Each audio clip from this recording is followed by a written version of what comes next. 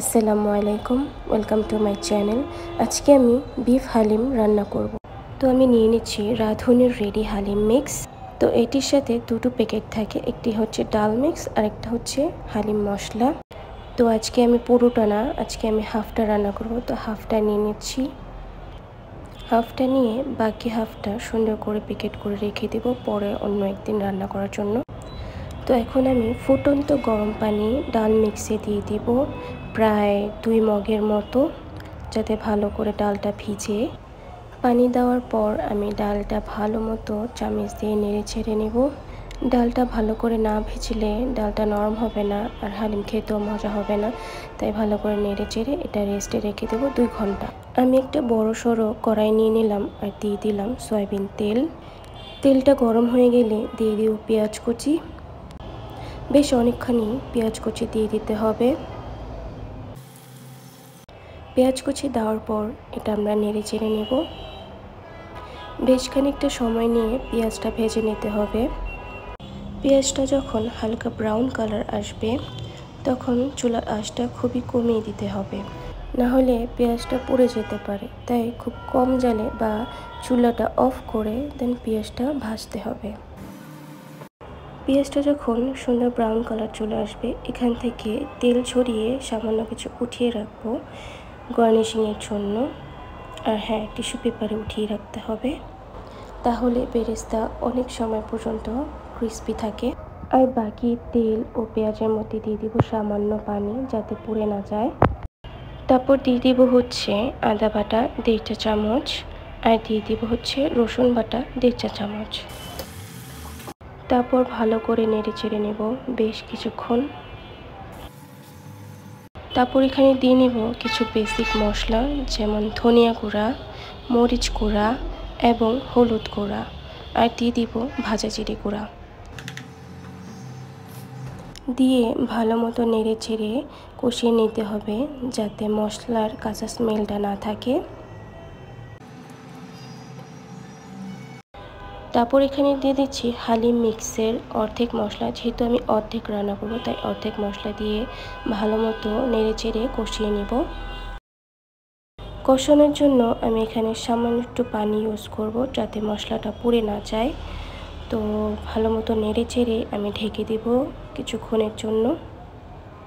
কিছুক্ষণ পর ঢাকনাটা উঠিয়ে যখন দেখব মশলা থেকে সুন্দর তেল বের হয়েছে, তখনই বুঝবো এটা ভালো করে কষানো হয়েছে।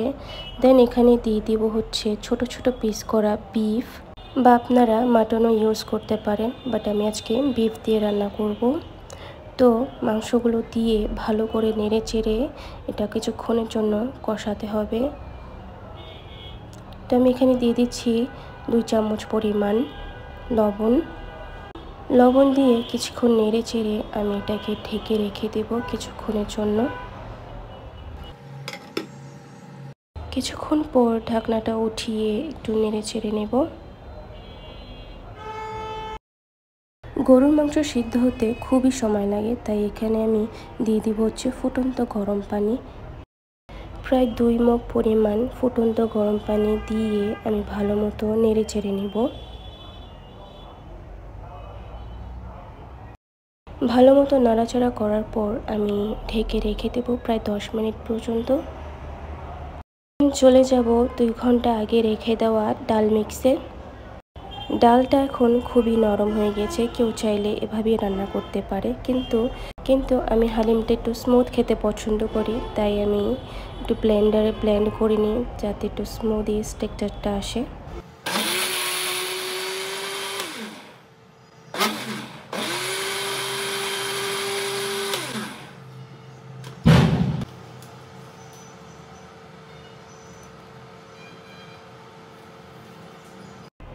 প্রায় 10 থেকে 20 মিনিট পর ঢাকনাটা উঠিয়ে আমি মাংসটা নেড়েচেড়ে দেখে নেব এটা নরম হয়েছে কিনা।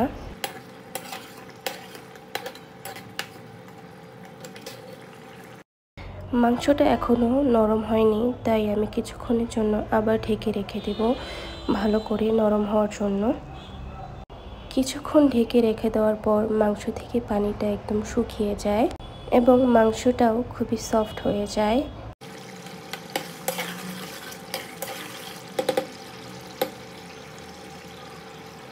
এই পর্যায়ে এখন দিয়ে দিব ব্লেন্ড করে রাখা ডাল মিক্স।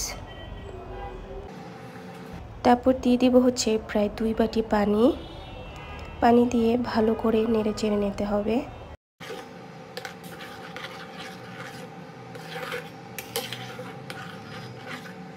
ভালো মতো নেড়ে চেড়ে কিছুক্ষণের জন্য ঢেকে রেখে দেব। কিছুক্ষণ পর ঢাকনাটা উঠিয়ে এটা ভালো করে নেড়ে চেড়ে নিতে হবে। এই পর্যায়ে হালিমটা নাড়াচাড়ার উপর রাখতে হবে, না হলে নিচে লেগে যাবে।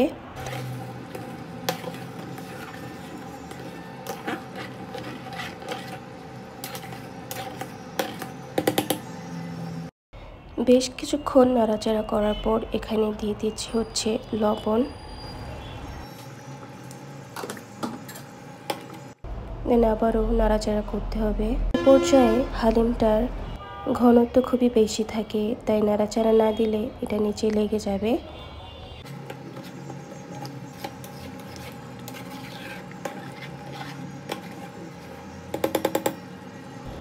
এখন আমি 1 চামচ পরিমাণ হালিম মশলা দিয়ে দিব, তাতে স্মেলটা অনেক সুন্দর আসে।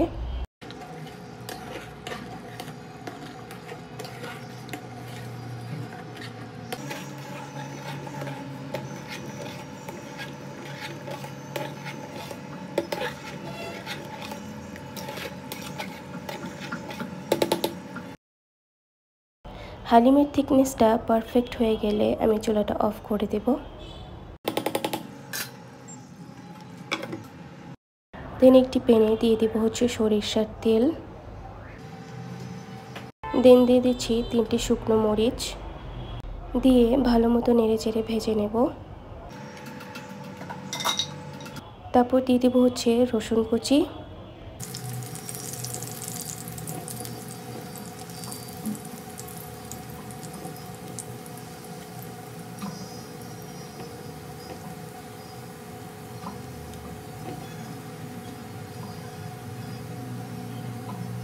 রসুনটা ব্রাউন হয়ে গেলে চুলাটা অফ করে দেব।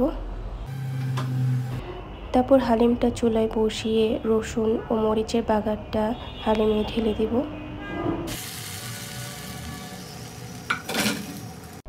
তারপর হালিমটা ভালো করে নেড়ে চেড়ে নেব।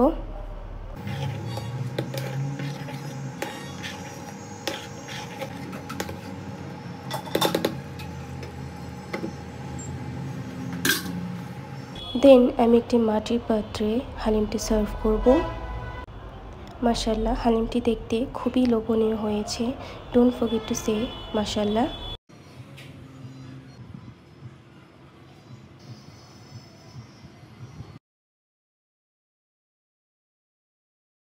হালিমটি এখন গার্নিশ করে নেব ভেজে রাখা পেঁয়াজ বেরেস্তা। তারপর দিয়ে দিব ধনিয়া পাতা কুচি, আরও দিব হচ্ছে পুদিনা পাতা, মরিচ কুচি ও শসা কুচি।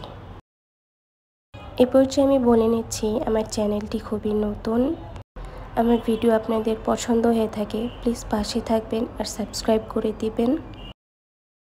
আর যারা এতদিন আমার পাশে ছিলেন তাদের জন্য খুবই ধন্যবাদ।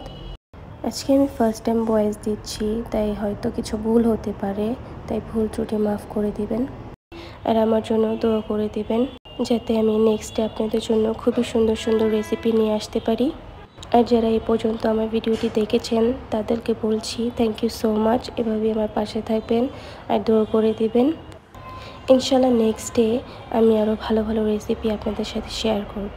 Thank you, bye by.